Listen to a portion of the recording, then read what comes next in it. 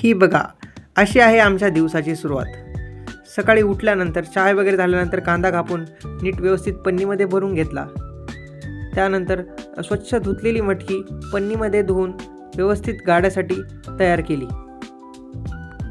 तोपर्यंत पप्पा गाडा लावत होते.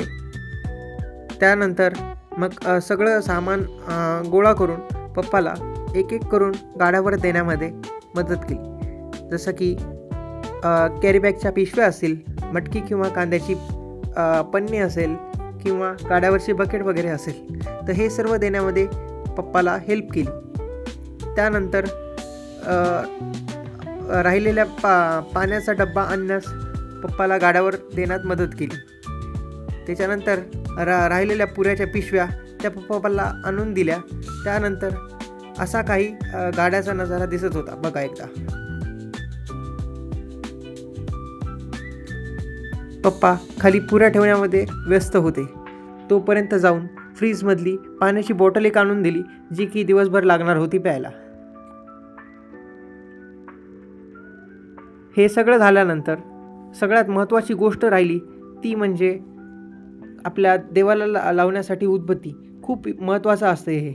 तर ते देऊन पप्पाला बोललो, तुम्ही जेवण करा, मी फ्रीजमधली पाणी पाऊच काढून पाण्यात टाकतो. तोपर्यंत फ्रीजमधले पाणी पाऊच काढले आणि मग गाड्यावर पाणी पाऊच टाकायला सुरुवात केली. सर्व एक एक करून पाण्याचे पाऊच पाण्यामध्ये टाकायला चालू केले. हे बघा, अशा प्रकारे पाणी पाऊच वगैरे थोडं थंड पाणी पाहिजे, त्यासाठी पाणी पाऊच टाकले व्यवस्थितरित्या. त्याच्यानंतर असं काही पाणी दिसत होतं. हे बघा, पाणीपुरीचं पाणी कसं दिसायला ते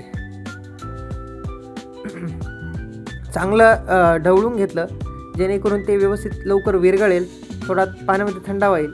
अशा प्रकारे आजचा दिवस गाडा लावण्यामध्येच गेला आमचा सकाळचा वेळ पूर्ण. पाणीपुरी खायची असली तर नक्की भेट द्या एकदा. नांदखेडा रोड, परभणी, जय चौंडेश्वरी पाणीपुरी सेंटर. धन्यवाद मित्रांनो.